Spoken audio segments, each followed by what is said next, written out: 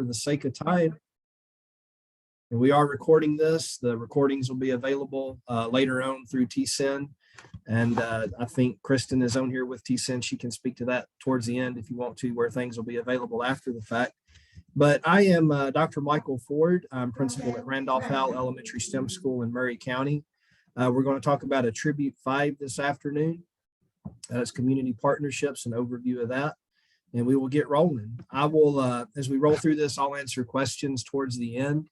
Again, Kristen McQueen's on here with TSEN. There might be some questions, especially with that high school aspect I may need some help with. That's a little out of my wheelhouse. I'm an elementary school principal, got some high school background, but that's been many years ago. So my contact information is here. You can see my Twitter handles. That's our school Twitter handle, my personal Twitter handle. My email address is mford@murrayk12.org. You can reach out to me any of those ways you want to. I'm happy to help. I've got a big passion for this work, and we'll get rolling. So you can read here for a second about community and post-secondary partnerships. I don't like to read to you. If you've been on here with me for any of the other sessions, you'll learn that. I think you're professionals and you can read, but there are some things I'll point out as we go.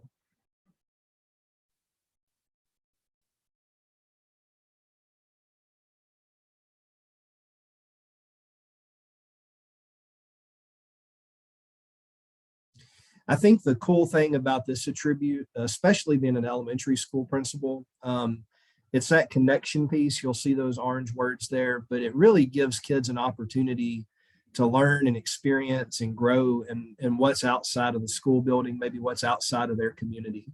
It's really cool that this particular attribute, in my opinion, gives schools a lot of creativity and autonomy to make those connections, those real world connections, where kids can figure out what they're learning inside the school building, how that's going to apply to a real world context. And as we go through this, I'll speak to some different ways we've handled that as an elementary school, because obviously you're not going to put a welder in the hands of a kindergartner, but there are ways to work around that in the way you can introduce some of the different tools and concepts, keeping it standards aligned with the other work you're doing as well.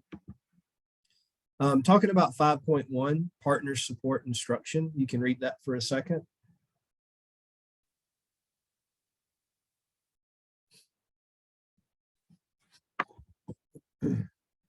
And basically this is talking about how you're finding opportunities for your school to build those connections outside of the four walls of the building, community partners, businesses, things like that.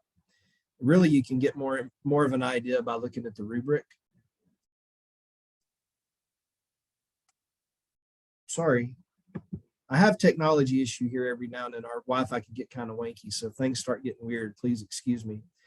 Anyway, looking at 5.1 on the rubric, I always like to jump over to model.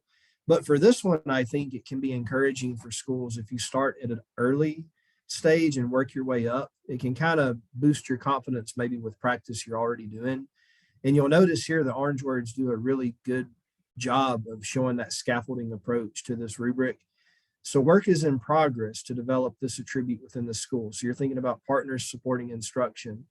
So maybe you've thought about, or maybe you've signed those community partner agreements or had those verbal conversations. You're trying to brainstorm with your team, get those partnerships in place, thinking about what's going to relate to your curriculum or what specific areas you're providing to your kids. That's going to be the in progress piece. You can see with developing partners from industry, institutes of higher education, technical centers are utilized to extend student learning. You're connecting somehow. You've gone beyond putting it on paper, so there's some connection there. But where it really gets fun is over here with accomplishing and model. And this is where you're actually getting the kids, I think, and correct me if I'm wrong, Kristen, but this is where you're actually getting them entrenched in the work, where they're actually maybe going out and doing field visits, depending on the age. Maybe you've got virtual field trips or in-person field trips where the partners are coming to you. Maybe they're bringing different tools, different activities, different experiences for the kids to the building, or you're going to them. You're participating in those real world experiences where the kids, what they've done, what they've talked about in the classroom, they're actually seeing it come to life in a different context some way. And then when you jump over to model, and we may have already hit that a little bit, But that embedded piece, that integrated piece, maybe you're thinking about your problem-based learning or even your project-based learning, how you're helping community partners solve issues in their workplace. Maybe the kids that have the winning solution actually go to the workplace and see that solution implemented with that partner. A lot of cool opportunities there. Evidence will help clear it up even more. How do you have those partnerships with businesses and industry or other community partners? And then how they directly connect to in-class instruction. So again, grounding things back in the academic standards, but then carrying them over into real life fields. Making sure there's opportunities for students to interact with STEM or STEAM professionals to support curriculum. And post-pandemic, you know, if anything good came out of all that mess, it's the abundance of virtual opportunities that are out there. So you can find things all over the world now. You can look in your own backyard, but you can also find things in Japan or wherever you want to go. So there's no excuse really for schools not to be able to do this in different contexts, different capacities. TSEN, if you go to their website, they have a ton of resources as well that can point you in directions with all of these things. This is an actual evidence example from a school, and it's a pretty user-friendly example. You can see the partner organization in the first column, and you can see the narrative that the school basically wrote out for how that partner is supported. What I like to encourage about this too is I think anytime a school can include pictures from real-time events. So maybe when the playground inspector came to this school, we've got a really cool narrative, but it's always good to have picture evidence too, I think, to go along with it. I don't think that's a requirement. I just know personally for our school, that helps us. We're big on Twitter. That may change. Twitter here lately is kind of turning into a dumpster fire. I don't want to go political on anybody, but having some type of social media, I think having your brand out there is important. You know, you've got to tell your story or other people will tell it for you, but having some way that your school, your team captures that evidence with pictures, and then you're going to remember from long-term memory what those pictures are showing. And you can also keep up with it real time. Anyway, that's just one example. There's lots of different ways you can capture this evidence. Jumping on to 5.2, work-based learning. You can read that for a second.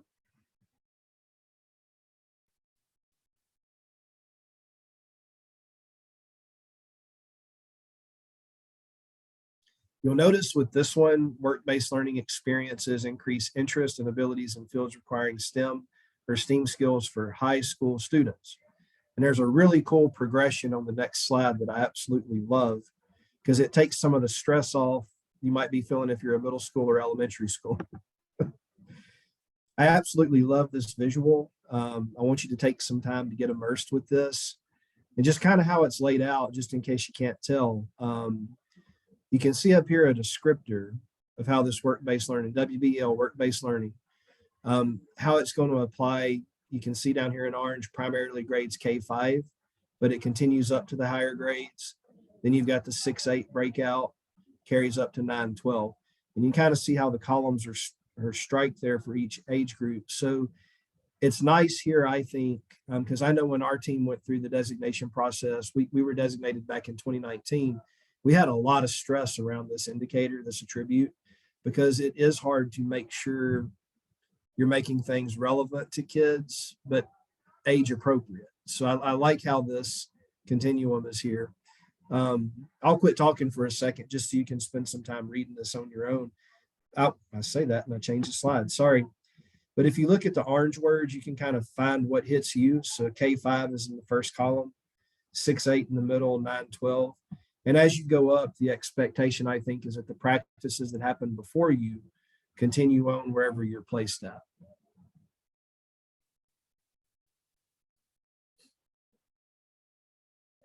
I think too, something good to point out just based off of this graphic is that middle bar where it talks about exploration and immersion. You know, at that exploration piece that really will take you all the way from K to 8. Knowing that 8th grade up to 8th grade, we still have that safety barrier that sometimes prevents students from going into the workplace. And then when you hit that 9-12, you have that immersion piece where, you do have CTE offerings or work-based learning offerings where students are capable and allowed to go off campus and experience those. So just take note of that too. Yeah, definitely. I like the descriptors underneath the middle bar you were just talking about, Kristen, too, because I think it's cool. Elementary school, we know we're foundational. Most of what we do is foundational work. So we're really building awareness at our level, and we can think about service learning, but it looks a little bit different for us. And then as you progress up, you can have more exploration opportunities. Everything you just said, I don't need to repeat it, but I just really like this graphic. I would encourage everybody to take a picture or go back and print it or do something so you can hang on to this. So when that stress level hits, especially for elementary and middle, this will really take the edge off. We didn't have this, I don't think, when we went through designation. If we did, we didn't know about it. So that's on us. But I really fell in love with this graphic. It's really good. And we can come back to it if anybody has any questions towards the end, because I realize I'm talking really fast today, or this is just a shorter attribute, one of the two. So the rubric for attribute 5.2, partner support and instruction, you can read through those, and we'll just kind of focus on some things with accomplishing and model in just a minute.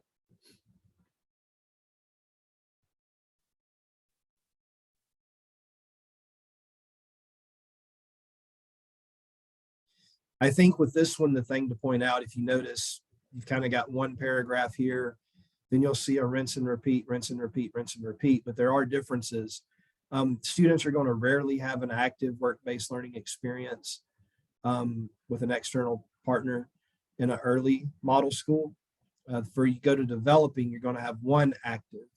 So you've got some things that kind of differentiate here between each area. So you're going from rarely to one, and it happens annually. So that might be one time a year, right? Then you're going to go to accomplishing, you've got it 2 times a year.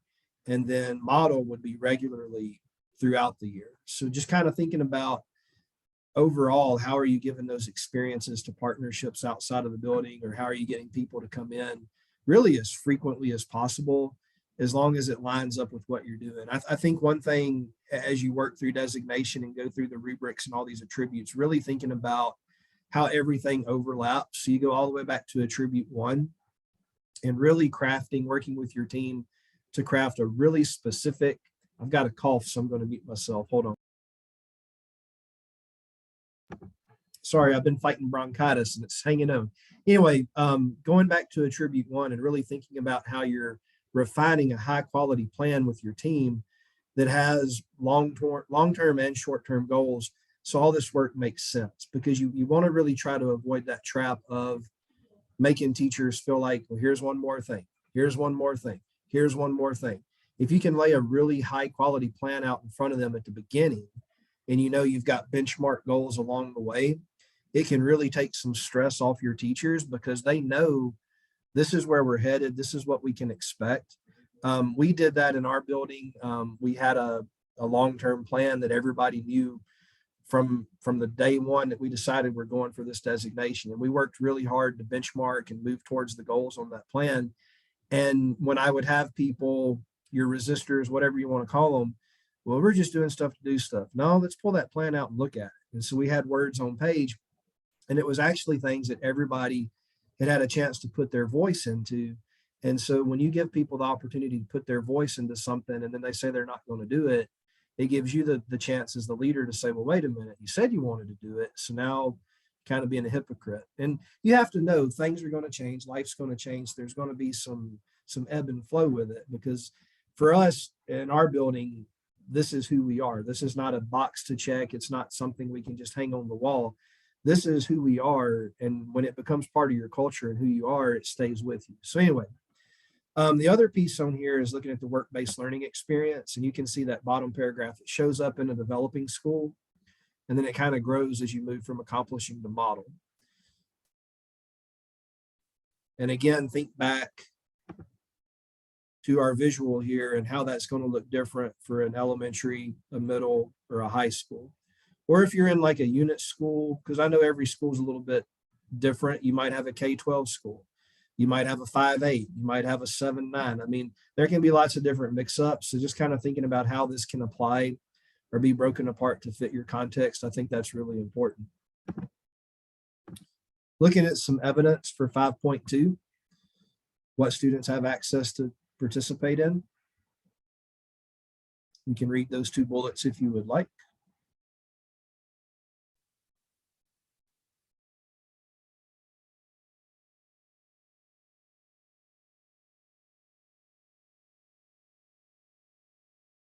And so again, I think with this one, looking at some real evidence from a school, you can kind of see the different activities, the work-based learning activities that this school listed. They've got a descriptor, and then they've got the grade level that participated, number of kids. That's just one example. Something like this might fit your context. It might not, but it kind of gives you an idea of how you can capture your evidence. And everybody's probably got a way they're doing that. I just think what we did, there's a minimum requirement with evidence. I think doubling that in some situations is really good. That way, when you really get ready to, submit that application, you can refine what pieces of evidence you're going to submit as a team. The narrative piece here too, I think is good because it really goes into detail with how the partners used in certain situations with these different evidence or different, work-based learning experiences the kids had. But again, that's just one sample. It worked for the school listed here in this context. It may not work in your context. All right, so jump into 5.3, college opportunities. This one is high school only. I'll do what I can, Kristen, jump in as you need to. So you can see your high school provides courses, could be online for preparation in college course, career training. It's going to be some of your dual enrollment stuff, I'm thinking is what we're doing here. We're thinking about the time management, prioritization, organizational skills. You guys probably already read that. The rubric for this one, take a second, read through there.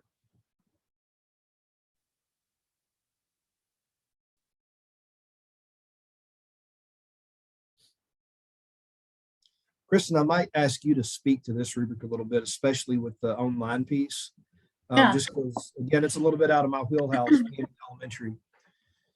Yeah, so high school peeps, don't be intimidated by this piece. 5.3 is truly a list.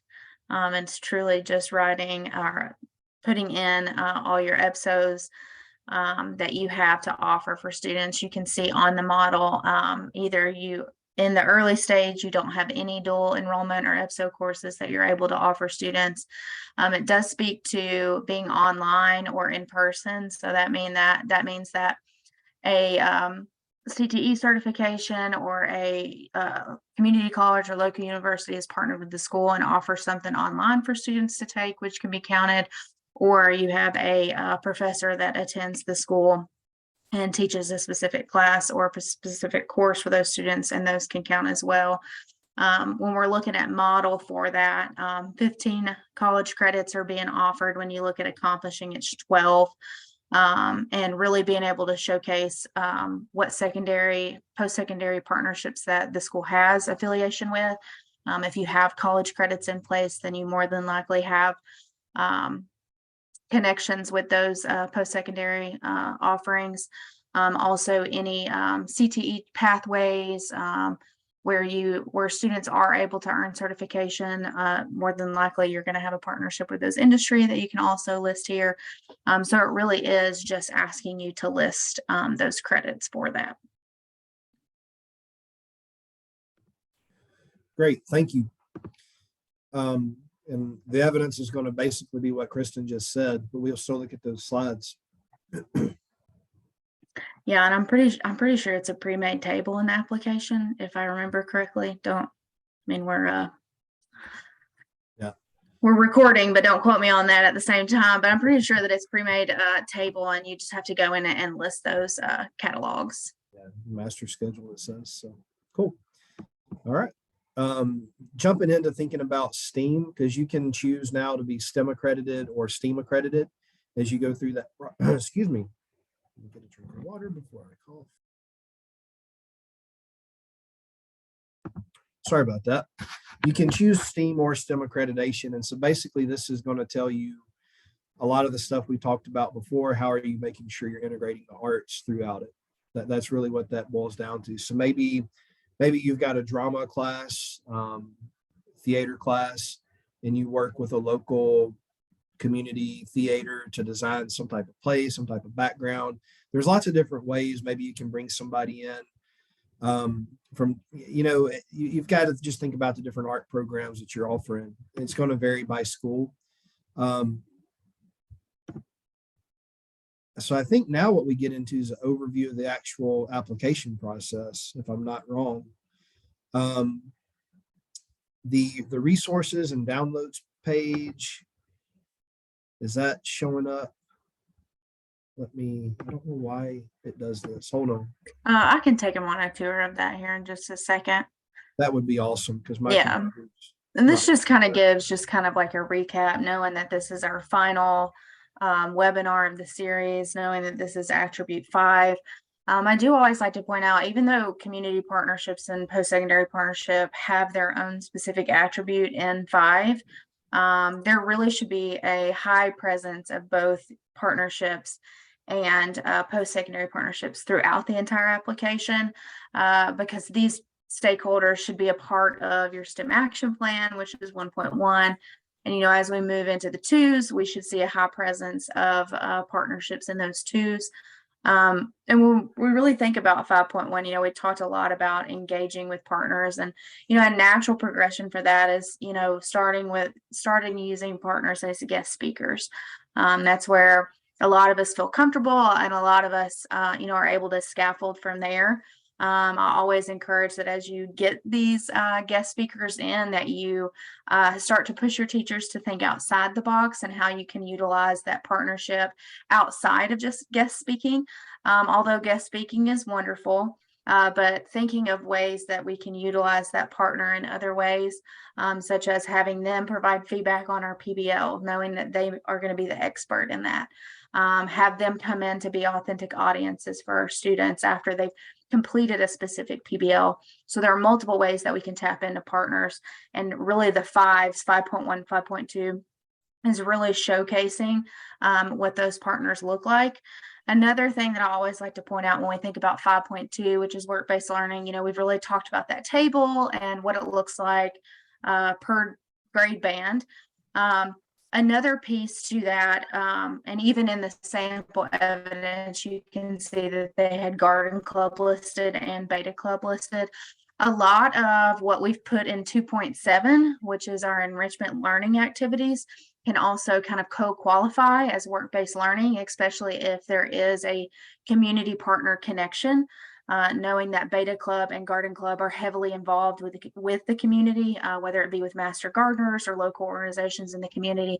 So just think about that as well. Review in 2.7, thinking about what you've put down or listed as evidence for your enrichment activities, and if those are able to co-qualify for work-based learning as well, because you'll see bullet number 3 says that you can use evidence in multiple ways. So don't let it be so overwhelming and over daunting that you don't think about being able to plug in things that you have already used that showcase that attribute really well. Yeah, and maybe I could give a couple of examples just from a school context that we've had success with.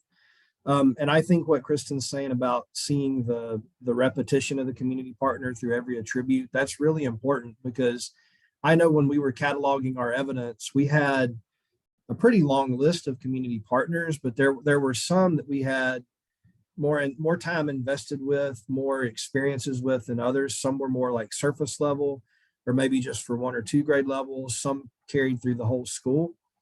And I think maybe it doesn't necessarily have to be whole school. I think it could be a deep-rooted partnership in 1 or 2 grade levels. But we've worked really hard to build up a garden club, I guess you could call it. We call it our green team, but it's kids in every grade level that will participate. Sometimes the whole school will participate. Like we've got a PBL coming up. We're finishing it this week dealing with tulips. And that'll carry over into the spring. So we're working on that whole school. But then we have an after school club that kind of tends our greenhouse, our garden beds, our raised beds, where we're trying to work on a farm to plate program. And we'll have different, sometimes local farmers, sometimes local greenhouses, nurseries come in and talk to the kids about what they do. And then the kids can kind of see, well, I'm doing this on a smaller scale here. We might plant pumpkin seeds because it's October, and we've got stuff that goes with that, but here's how that can carry over to something in the real world. And that's okay for elementary school. We can't really take them out to plow the fields on the farm and all that stuff right now because of their age. And then another one I'm proud of, we've got a local machine works place, and they do amazing stuff all over the world.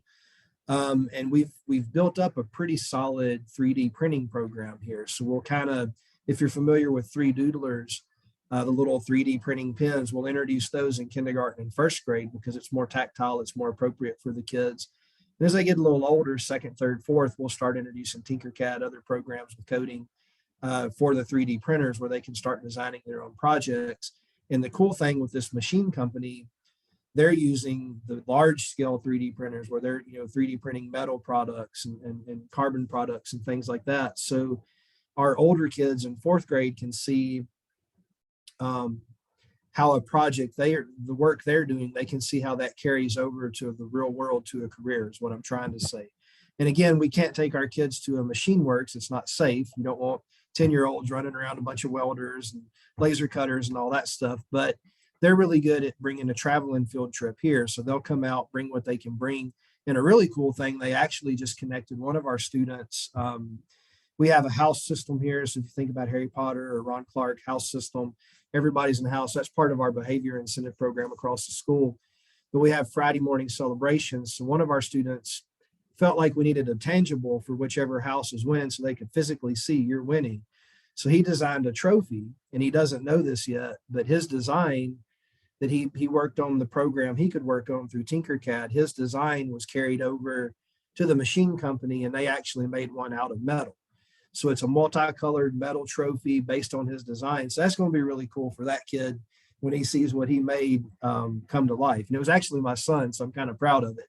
So anyway, those are a couple of examples, maybe if that just kind of helps get your wheels going. But I think the next thing we look at is the actual timeline for designation. So I don't know, Kristen, if you want me to go through this or if you want to go through this. Well, we can kind of skip right to where we are now. Yeah. We're in November now at this point. We've completed our, rubric webinars, as this is our final attribute series. Actually, all schools going through the process right now. Actually just received a reminder email today because we are officially 2 months out from that due date, knowing that the application is due on January 15th of 2023. And then, of course, our site visit window will start in late February and go all the way through March. And the notifications will happen in April. So that's kind of what that timeline, that's kind of what remains with our timeline. I'll walk you through a couple of supports before we start recording, just to make sure that past participants on these webinars have those as well. And then we'll stop and do some Q&A.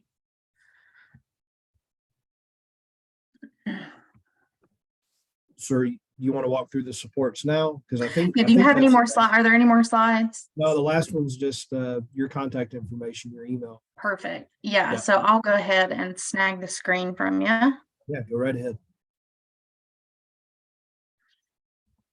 All right. So I'm just going to take you to our website here. Just to point out a couple of different things. Designation lives under what we do under STEM outreach. And the designation page is the first one on the left. A couple of things that I wanted to point out under resources.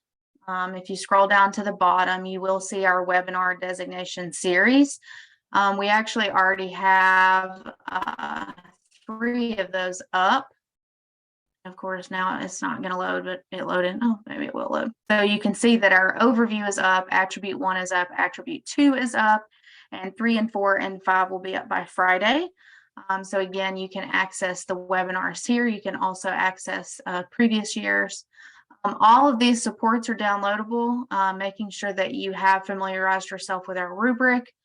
As you think about gaining partnerships, there is a sample partnership here, and this has really been improved this year, knowing that schools need guidance and help, and really how to have that conversation with industry partners or community partners and what those expectations look like. It's important for the partner to receive, I guess, gratification with that partnership and vice versa. So this is a Hey, really Krista, nice way. there was a message in chat. I don't think they can see your screen. I think they can still see mine.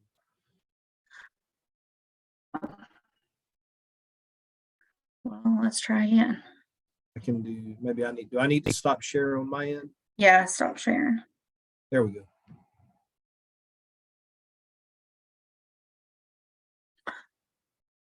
All right, can you see my screen now? Yes, I can. Can everybody else? All right. Yeah, you're good. Okay, perfect. So again, we live under STEM outreach. Clicking on designation will take you here. Going to our resource page, clicking on our webinar series will take you to our YouTube playlist. And like I said, 1 and 2 have already been uploaded. 3 and 4 and 5 will be uploaded by Friday. Also, the overview process is up too. And our rubric is downloadable. The partnership form is downloadable. This is a really nice partnership form. It gives you topics to discuss with that community partner, what you want that community partner role to look like. It gives you the school role and what the faculty roles are. It also gives you space to talk about what those expectations will be. And then we've even given you a sample partnership, knowing how to get that partnership started, how that partner can engage with teachers and students, and how they become authentic audiences. So this is a really nice document to look at if you haven't been able to do that. Our PBL template, and of course our evaluation crosswalk. It's always nice for STEM leaders or principals to take a look at this because our designation process through the Department of Education does coincide with the team administrator and the team educator evaluation rubrics. So making sure that you visit the resources page to that as well. The other piece that I'll show you is our professional development piece. Just making sure that you are aware that these supports are in place. We've talked previously about a couple of different cohort opportunities. Those are application-based. They typically open around August. So our ILI and our Role STEM Collaborator are both cohorted-based applications where you have to fill out one. Our professional learning series is free. So I always like to point that out. So if you have a particular session topic or a need within your school, there are tons of different topics here that you could fill this form out and suggest a specific session topic based on your needs, or you can customize your own topic. And somebody from SIN will reach out to you and get logistics scheduled and get you on the calendar. So this is just a really nice opportunity to, 1, get some personalized PD, 2, make sure that or making it available for free is another option. And we try to be really accommodating whether we do it in person or virtually. So I did just want to point out a couple of those pieces. The slide deck has been put in the chat for this particular message. The community partner letter is under resources on the designation page.